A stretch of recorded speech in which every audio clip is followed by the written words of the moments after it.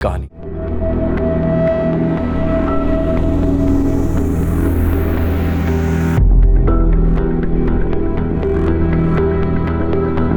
Accountant साहब पूरे दुनिया का हिसाब करते हैं, मेरा हिसाब कब करेंगे?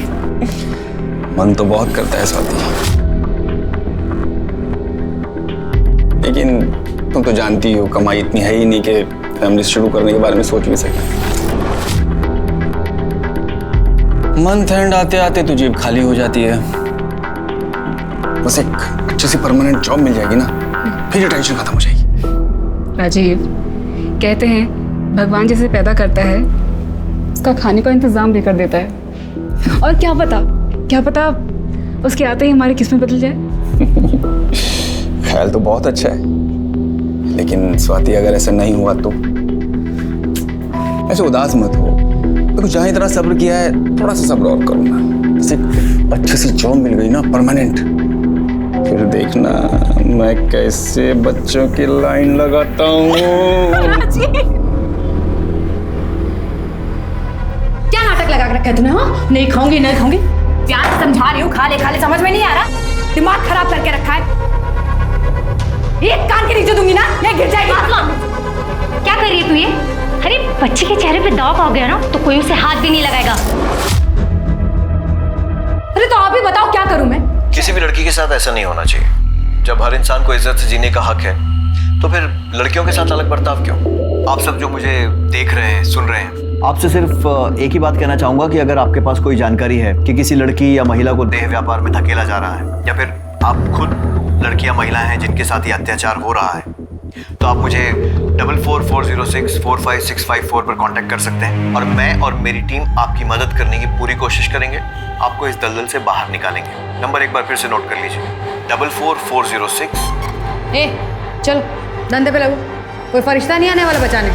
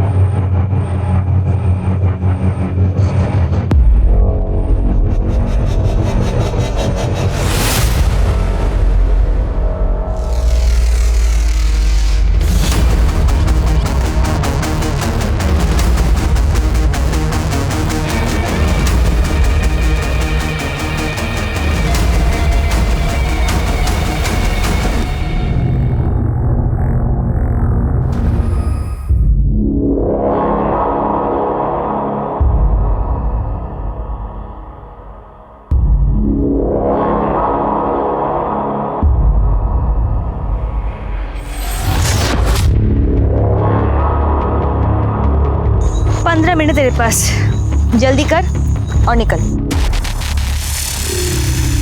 भगवान की दया से धंधा बहुत अच्छा चल रहा है।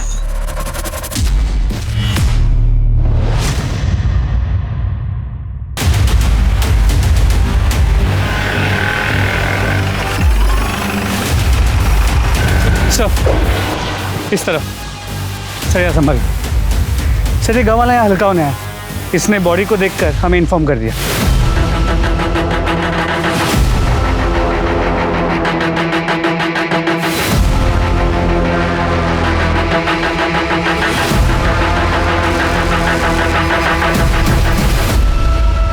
सब मरने से पहले सेक्स हुआ है, रेप, सेक्सुअल असॉल्ट या कोई जबरदस्ती, ऐसा कुछ भी दिखाई नहीं दे रहा। पूरी बॉडी पे कोई निशान नहीं है सर, सिर्फ गले पे ये निशान। गाँव वालों ने बताया कि एक प्रोस्टिट्यूट है और ये सेटअप, ये कॉन्डम्स, ऐसा लगता है कि ये अपने कस्टमर्स को लेके यहीं आती हो। और हाँ सर, शुक्ला, बॉडी के पास से पर्स मिला था और इसमें ये आइडेंटिटी कार्ड। विजय सिंह हो सकता है इसका कस्टमर होगा और इसी ने उसे मारा हो, लेकिन कस्टमर इसे क्यों मारेगा? सिर्फ पैसे के लिए? हो सकता है सर, क्योंकि बॉडी के पास सिर्फ उसका पर्स मिला है, लड़की का सामान या लड़की का आईडी प्रूफ ऐसा कुछ भी नहीं मिला। हो सकता है सब कुछ लेके फरार हो गए हों और जल्दीबाजी में सिर्फ पर्स यहाँ पे छूट गया। एक्सक्यूज मी, हेलो, कहाँ पर? ठीक है, हम अभी पहुँचते हैं। सर, यहाँ से 5 किलोमीटर दूर एक जली हुई बॉडी मिली है। बॉडी को पोस्टमार्टम के लिए भेजो और पूरे एरिया की अच्छे से तलाशी लो। Sir, let's go.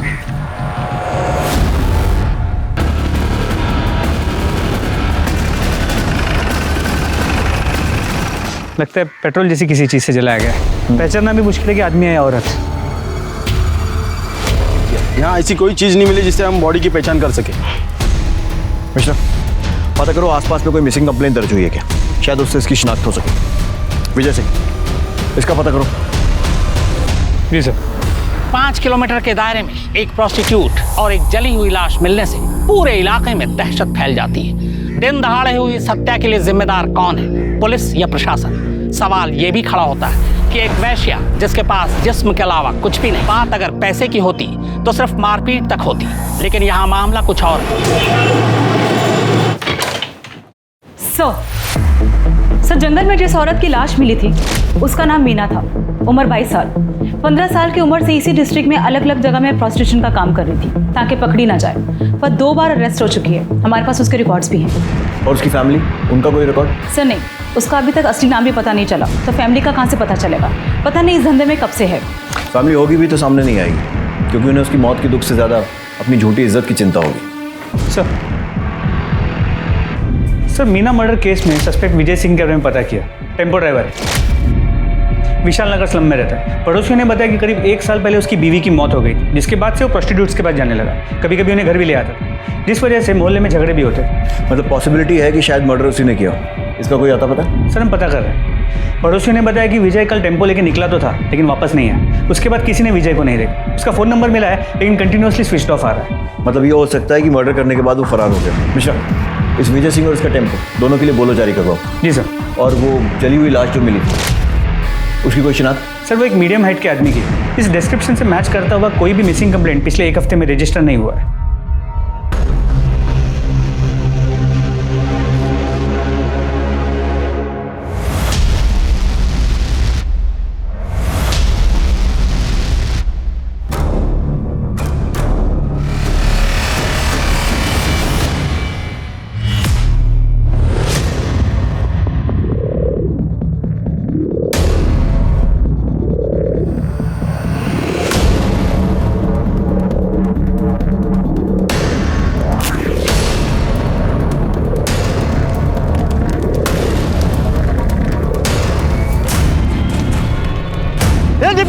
ले क्या रे, आदमी चल जाएगा।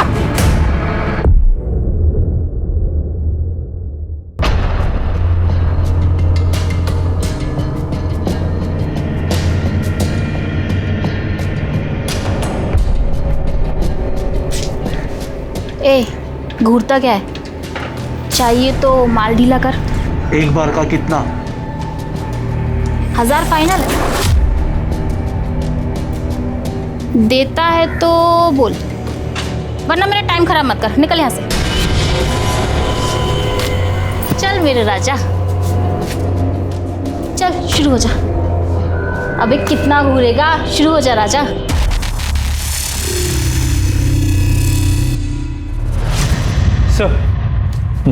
सर, मीना की मौत 18 तारीख की रात 8 से 11 बजे के बीच गला दबाने की वजह से हुई। गले पे मार्क्स के अलावा बॉडी पे कहीं चोट, खरोच या स्ट्रगल के निशान नहीं मिले। सेक्स हुआ है, सीमेंट ट्रेसेस भी मिले, लेकिन सर रेप या सेक्सुअल असॉल्ट जैसा कुछ साबित नहीं हो रहा। मिश्रा, इस विजय सिंह के घर से उसके डीएनए सैंपल लो और इस सीमेंट के साथ मैच करो। जी सर। इसके टेम्पो का कुछ पता चला? सर, हम पता कर रहे हैं, लेकिन अब तक कोई इन्फॉर्मेशन नहीं मिली। सर, जंगल में जली हुई बॉडी की पोस्टमार्टम रिपोर्ट्स। मेल बॉडी है, 28 से 35 के बीच। 18 तारीख की रात को 8 से 11 के बीच गला दबाने से मौत हुई है। इससे मिलती जुलती कोई मिसिंग कंप्लेंट? नहीं सर, हमने आसपास के पुलिस स्टेशन में पता किया, अभी तक कोई कंप्लेंट नहीं आई। सर, अच्छा, एक मिनट। हेलो, क्या? कहाँ पे? एक मिनट होल्ड कीजिए। तो गणेश नगर में एक औरत की बॉडी मिली है। बॉडी की इन्फॉर्मेशन मिलने के पहले ही तो आ गया? नहीं सर, ऐसा नहीं है। ये तो फ़ोन अभी आपके सामने आया। मैं तो पहले वाली फ़ोन की इन्फॉर्मेशन देने आया था कि आदर्श नगर में एक आदमी की जली हुई बॉडी मिली है।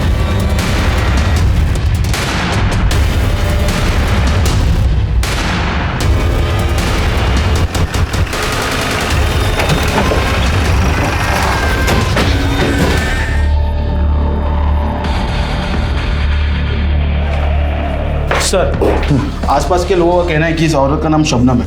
ये इस एरिया में धंधा करती थी सर। इन लोगों ने कई बार इसकी कंप्लेंट भी की है सर, लेकिन ये इसके बाद भी इस कमरे में कस्टमर बुलाती थी। ठीक है, चारों तरफ अच्छे से तलाशी लो। Okay sir. Sir sex rape या सेक्सुअल असॉल्ट जैसा तो कुछ नहीं लग रहा है। शरीर पर कोई चोट का निशान भी नहीं है, सिर्फ ये गले पे निशान है सर। सर ये देखिए, ऐसा लग रहा है कि ये गला घोटने की वजह से इसकी मौत हुई। कौन है ये जो ऑलरेडी मजबूर और सताई हुई औरतों के साथ ऐसा कर रहा है? सर, ये पर्स मिला है। कमल राणा। हाँ मिश्रा। सर यहाँ भी एक जली हुई बॉडी मिली है, ठीक वैसे ही जैसे पिछले केस में थी। इसे भी पेट्रोल डाल के जलाया गया। ठीक है, मैं पहुंचता हूँ।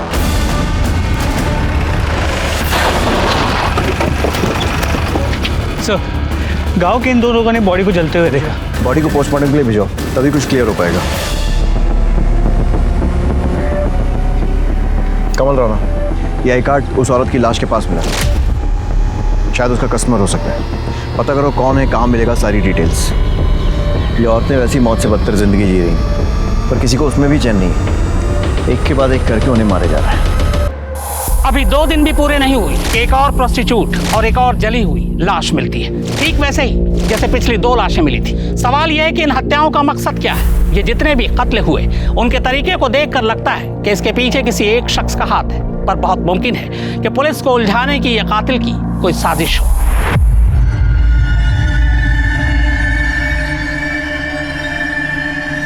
बुलबुल, बुलबुल, बुलबुल, बुलबुल, कहाँ जा रही है? दरवाजा खोल। हाँ मैं आसपास कहाँ मर रहे हो तुम लोग? अरे कोई पकड़ो उसे।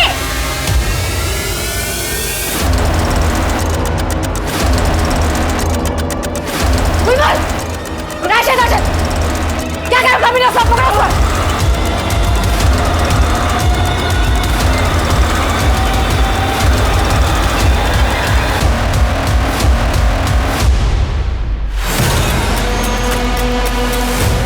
हे बुलबुल, अपने आप से बाहर आ जा। आपा तेरे को जान से मार देगी। हे बुलबुल, सब देखते हैं।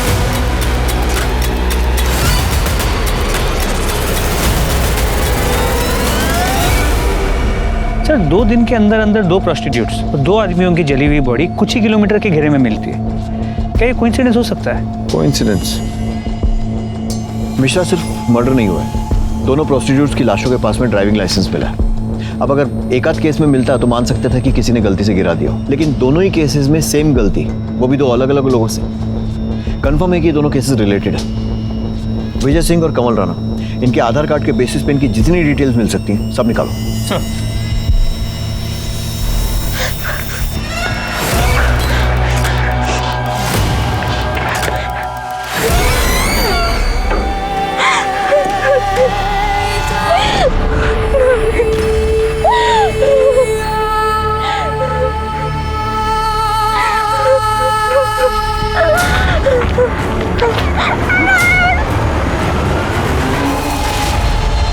सुनिए, अभी निकलना जरूरी है क्या? कल सुबह तक का वेट नहीं कर सकते? इतनी रात हो रही है। अरे अर्ली मॉर्निंग तो मुझे ऑफिस में रिपोर्ट करना है ना। देखो, अभी मैं निकलूंगा फरीदाबाद के लिए तो कम से कम 1.5 से 2 घंटे लगेंगे पहुंचने। फिर जाकर सामान रखूंगा, थोड़ा सोऊंगा। हाँ तो, और उसके बाद सुबह जाकर के मैं। स्वाति, क्या हुआ? इतना सैड फेस क्यों बनाया हुआ है? नहीं, प्लीज स्वाति, समझो ना। देखो, ये बिल्कुल वैसी जॉब है जैसी मैं करना चाहता हूँ। पता नहीं राजीव, मुझे बहुत घबराहट सी हो रही है। अरे तुम बस ये सोचो कि अपना नया घर कैसे सजाओगी। चलो अब खुश हो जाओ। पहुंच के फोन करना। हाँ ठीक है, मैं निकलता हूँ और तुम अपना ध्यान रखना।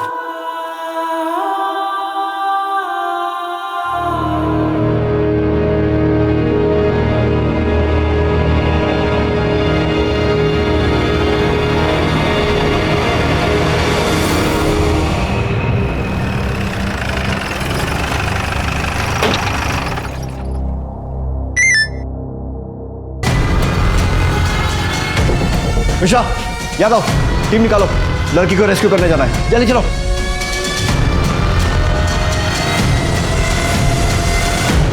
पुलिस को मिली सूचना के अनुसार यहाँ पर एक 13 साल की बच्ची को जबरदस्ती रखा गया और उस पर बहुत ज्यादा अत्याचार किए गए और इस बात की जानकारी पुलिस को खुद उस बच्ची ने दी और राहत की बात यह है कि पुलिस उसको बचाने में कामयाब हुई है। हटो उसको। सर हम कुछ सवाल पूछना चाहते हैं आपसे। एक्सक्यूज मी सर, क्या आप हमें बता सकते हैं ये बच्ची कौन है और इस पर अत्याचार करने वाले लोग कौन थे और आपको इस बात की जानकारी कैसे मिली? इस बच्ची का नाम प्राची है। इसके माँ बाप नहीं, अनाथ, अपने इन रिश्तेदारों के साथ रह रही थी और ये लोग इस पर अत्याचार कर रहे थे और ज़बरदस्ती से मजदूरी करवा रहे थे। फिलहाल हम लड़कियों को एनजीओ के हवाले कर रहे हैं और इन लोगों के खिलाफ मुकदमा दर्ज करने जा रहे हैं। हम बच्ची को उसके माँ बाप तो नहीं लौटा सकते, लेकिन एनजीओ के साथ कम से कम वो एक नॉर्मल लाइफ जी पाएगी। Thank you. Thank you so much. Thank you so much.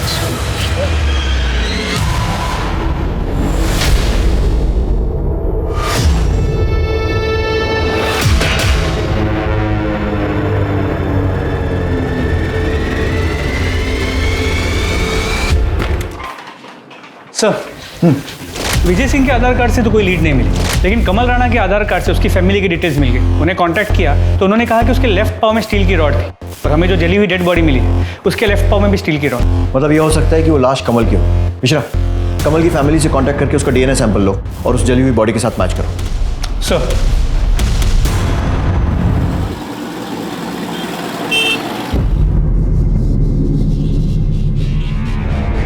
अबे तो पहली बार आया है ना, इसलिए तुझे ऐसा लग रहा है। टेंशन मत ले, तुझे बहुत मजा आने वाला है। और ये पुलिस वुलिस ना जुबेदा मैडम के जेब में होती है बे।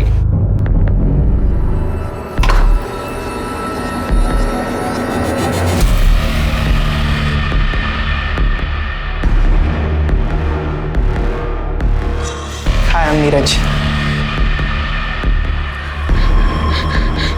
भैया भैया प्लीज मेरी मदद करो। ये मुझे ये सब जबरदस्ती करवा रहे। इन लोग ने ना मुझे इंजेक्शन दे के बड़ा किया। अभी मैं सिर्फ 13 साल की हूँ भैया, प्लीज मेरी मदद कर दो। अक्षय, मैंने बोला था ना कोई पछाड़ा नहीं चाहिए मेरे को। अरे क्या हुआ, क्यों गला फाड़ ले? बताएगा हुआ क्या है? इसने मुझे बोला था वो लड़की 18 साल की है। उस लड़की ने मुझे खुद बताया वो 13 साल की लड़की है और तुम लोगों ने मिलकर उसे इंजेक्शन दिया है बड़ा होने। साली को तो मैं भी देखती हूँ, बताती हूँ उसे।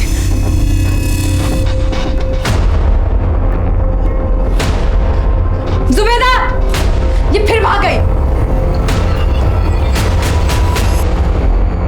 तो क्या यह तय था कि इन मर्डर्स को अंजाम देने वाला कोई सीरियल किलर ही था, जो जानबूझकर देह व्यापार करने वाली औरतों के पास उनके आखिरी कस्टमर का आईडी कार्ड प्लेस करता था ताकि पुलिस मर्डर के इल्जाम में एक ऐसे मुजरिम की तलाश करे जो खुद शिकार था और कभी हाथ नहीं लगने वाला था, और वो इसलिए क्योंकि उसे जलाया जा चुका था। और अगर ये सच था तो ऐसा खेल रचने वाला कौन हो सकता था?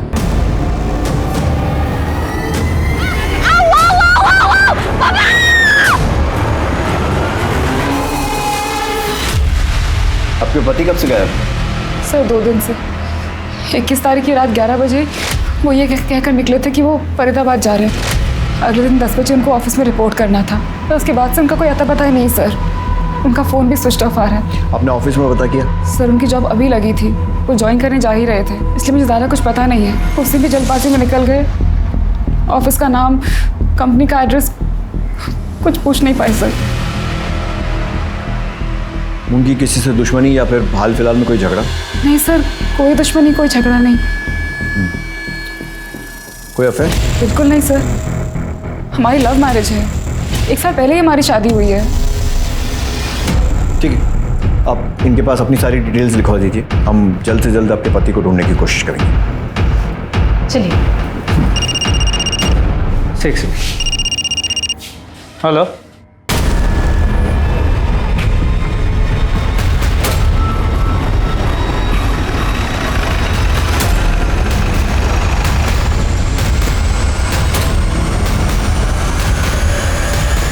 आसपास चेक करो।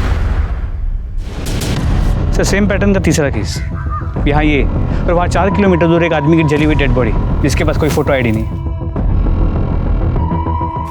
सर ये पर्स मिला है। और शायद बाकी केसेस जैसे मरने वाला भी इसका कस्टमर होगा जिसका ये पर्स। राजीव पालीवाल। राजीव पालीवाल? सर ये तो वही है जिसकी बीवी मिसिंग कंप्लेंट लिखवाने आई थी। आप लोगों का दिमाग खराब हो गया? राजीव प्रोस्टिट्यूट के पास? ऐसा हो ही नहीं सकता सर। देखिए, मैं ये नहीं कह रहा हूँ कि राजीव प्रोस्टिट्यूट के पास गया था, या फिर गया था तो क्यों गया था, ये भी नहीं बता सकता। मैं सिर्फ ये चाहता हूँ कि आप बॉडी की शिनाख्त करेंगे क्या ये राजीव की है या नहीं। मैं आपका दुख समझता हूँ, लेकिन हम लोग भी ड्यूटी कर रहे हैं, सो प्लीज कोऑपरेट।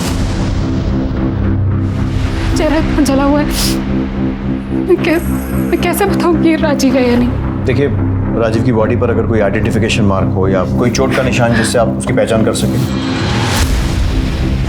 बचपन में उनका एक ऑपरेशन हुआ था, तो राइट हैंड पे उनका निशान है।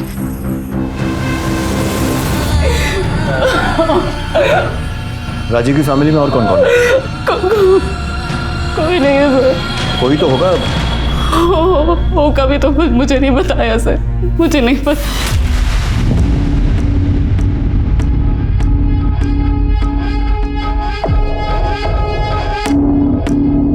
हाँ भेजो।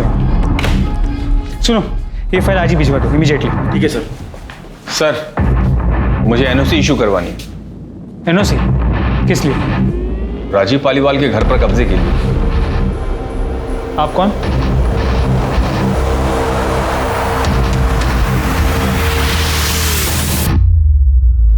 रवि पालीवाल? जी सर, रवि पालीवाल, राजीव पालीवाल का जुड़वा भाई। सर, न्यूज़पेपर में पढ़ा कि राजीव का मर्डर हो गया है, इसलिए मैं चाहता हूँ उसके घर की एनओसी इशू कर दी जाए, ताकि ऐसे ही कोई उसके घर पे कब्जा ना कर ले। सर, ये हमारे बर्थ सर्टिफिकेट्स और राशन कार्ड वगैरह ज़रूरी दस्तावेज आप चेक कर लीजिए सर। अब उसके जाने के बाद इकलौता वारिस मैं ही हूँ सर।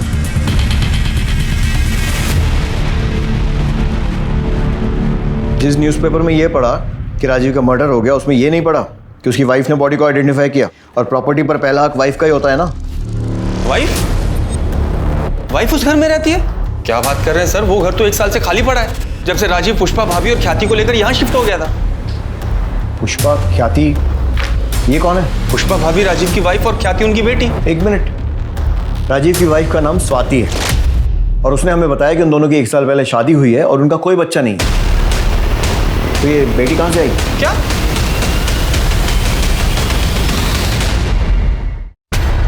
सर, 1 साल पहले हमारी शादी हुई थी, ये रहा उसका प्रूफ।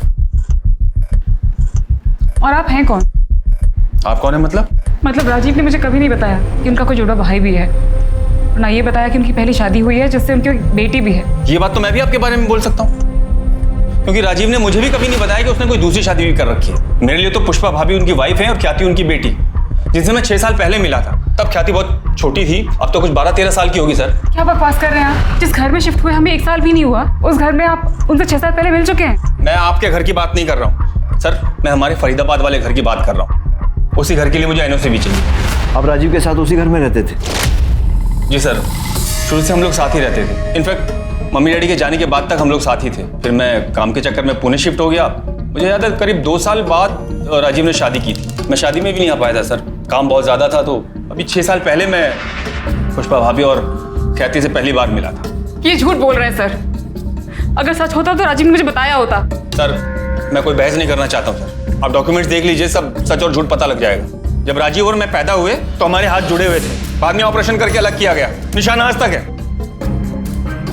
हाथ पे निशान की बात तो आपने भी कही थी, राजीव के कौन से हाथ पे निशान था? सर, सीधे हाथ पर। बिल्कुल सही है सर, मेरे उल्टे हाथ पर है। ये देखिए, जब हम पैदा हुए हमारे हाथ जुड़े हुए थे सर।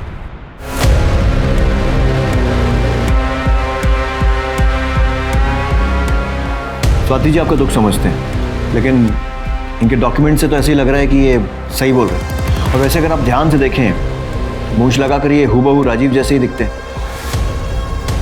मिश्रा, रवि का डीएनए सैंपल लो और डेड बॉडी से मैच करवाओ, और इनके डॉक्यूमेंट्स फिर से वेरीफाई करो, और अगर सब कुछ सही निकलता है तो एनओसी दे दो, लेकिन लोकल पुलिस को इन्फॉर्म करने के बाद। और इनका घर भी लोकल पुलिस की मौजूदगी में ही खोलो। Sir, thank you sir.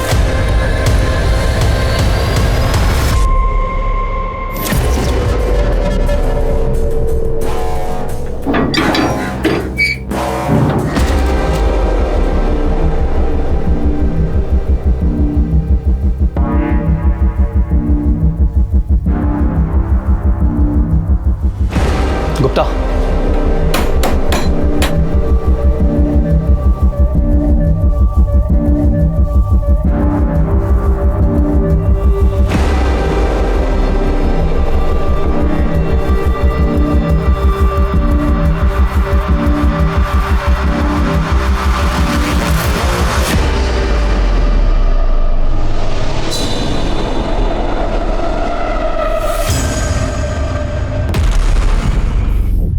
Gupta, पूरा घर चेक करो।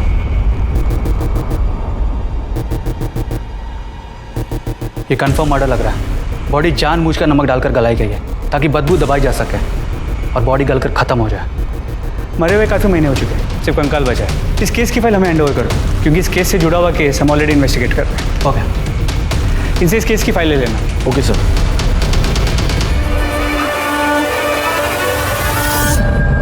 मेरे पीछे ये राजीव का घर है, जिनका कत्ल प्रोस्टिट्यूट और उनके कस्टमर के सीरियल किलिंग के दौरान हुआ। जांच के बाद पहली बार पुलिस की टीम राजीव के घर पहुंची है। घर की तलाशी ली गई तो घर के अंदर से एक कंकाल मिला। हालांकि उसकी शिनाख्त अभी नहीं हो पाई, मगर पुलिस को शक है कि ये कंकाल राजीव की पहली पत्नी या फिर बेटी का हो सकता है। मेरा तजुर्बा कहता है कि ये मामला महज एक इत्तेफाक नहीं है, ये सारे कत्ल सोची समझी साजिश का नतीजा है। आखिर कब रुकेगा मौत का यह सिलसिला? ये लाशें अभी भी मिलती रहेंगी।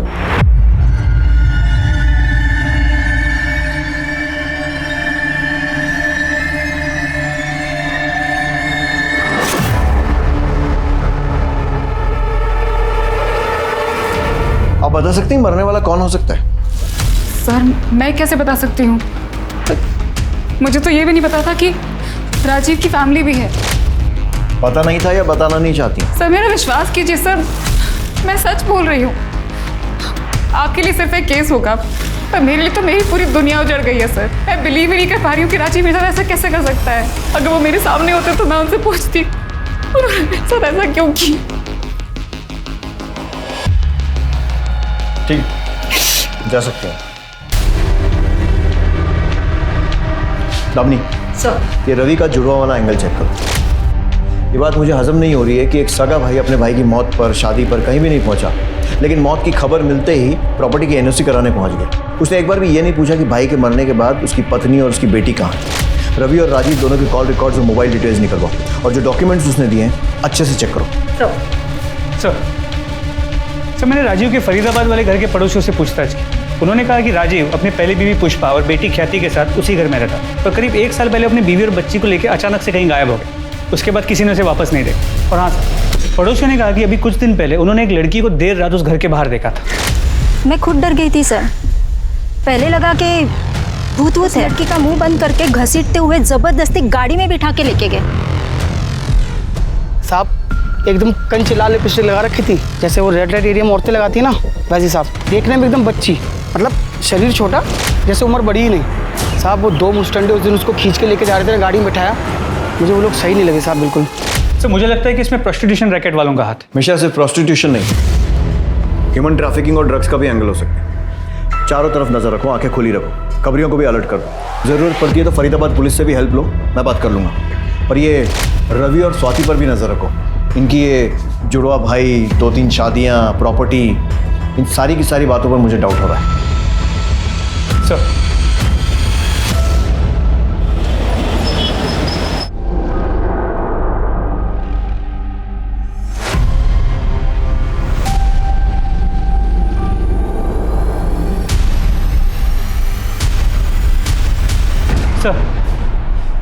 सर झिलमिल के बॉडी पे मिले सीमेन का डीएनए उसकी बॉडी से 4 किलोमीटर दूर जो जली हुई बॉडी मिली थी उसके डीएनए से मैच करता है, लेकिन सर वो डीएनए रवि के डीएनए से मैच नहीं करता। इसका मतलब वो लाश राजीव की नहीं है और राजीव का पर्स वहां पर जानबूझकर हमें गुमराह करने के लिए डाला गया था। लेकिन अगर ये भी सीरियल किलर का काम है तो वो ऐसा क्यों करेगा, जबकि पिछले दोनों केसेस में उसने ऐसा नहीं किया था। तो फिर कौन है ये जो गुमराह करने की कोशिश कर रहा है?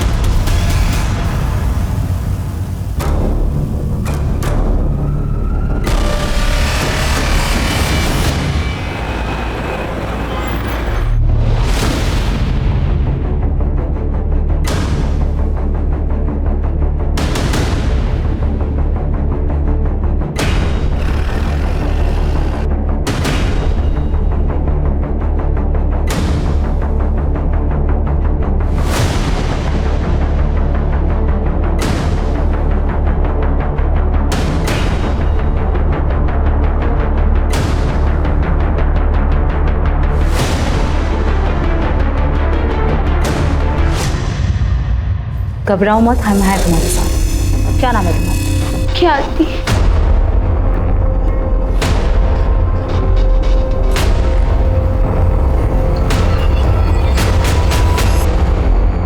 मम्मी पापा दोनों मुझे बहुत प्यार करते थे, पर पता नहीं 1 साल पहले उनको क्या हो गया। वो मम्मी को बहुत मारते थे, बोलते थे वो प्रोस्टिट्यूट है, गंदा काम करते।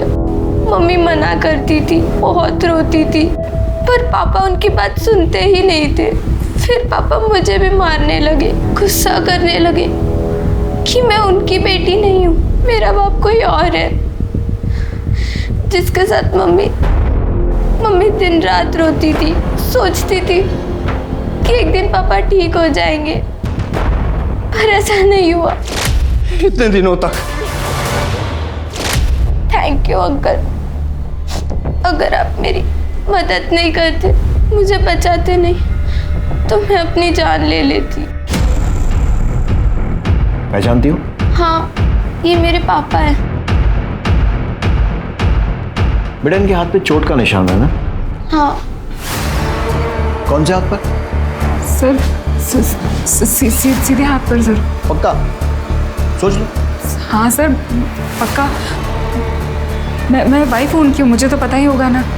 पॉइंट। स्मिता जी,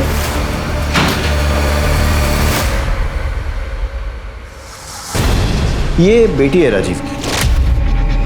आपकी शादी को 1 साल हुआ होगा, लेकिन इसने अपने बाप को बचपन से देखा है और इसका कहना है कि उसके दाएं नहीं बाएं हाथ पर निशान है ना बेटा? हाँ अंकल, पापा के सीधे हाथ पर नहीं, उल्टे हाथ पर निशान है।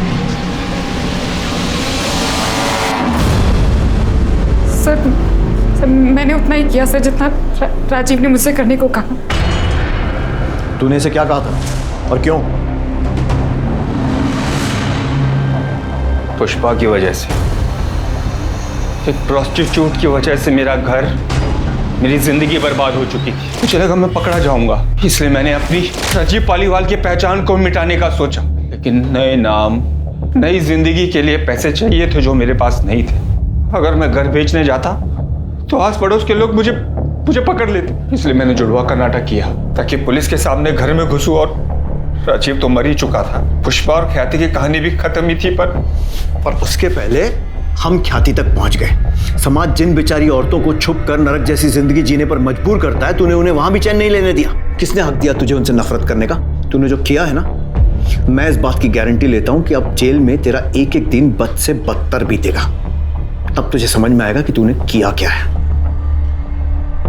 राजीव ने कुल 11 लोगों को मारने की बात कबूल की, जिनमें 5 वेश्याएं थी। उसका कहना था कि वो समाज से वेश्यावृत्ति को खत्म करना चाहता था। प्रोस्टिट्यूट, वेश्या, ये शब्द हमारे समाज में गाली के तौर पर इस्तेमाल किया जाता है, पर अगर ये गाली है तो फिर ये गाली पूरी मर्दजात और समाज के लिए, न कि सिर्फ औरतों के लिए होनी चाहिए, क्योंकि औरत का ये रूप मर्दों ने अपनी वासना को पूरा करने के लिए बनाया, पर आज भी औरतों को उनका हक और अधिकार नहीं दे पाया। इन मजलूम औरतों की बदतर हालात कब सुधरेंगे? ये काम सिर्फ कानून बनाने से नहीं होगा, बल्कि ये काम होगा जब समाज में इन औरतों के साथ हमदर्दी और सहानुभूति जताई जाएगी। अब मैं अनूप सोनी आपसे विदा लेता हूं। फिर मुलाकात होगी क्राइम पेट्रोल सतर्क में एक और नए केस के साथ और उस पर हमारे एक्सपर्ट के विश्लेषण के साथ। तब तक अपना और अपने परिवार का ख्याल रखें, सतर्क रहें, सुरक्षित रहें और देखते रहें क्राइम पेट्रोल सतर्क। जय हिंद। इस तरह के और भी एपिसोड देखने के लिए हमारे चैनल को सब्सक्राइब करें और बेल आइकन दबाना ना भूलें।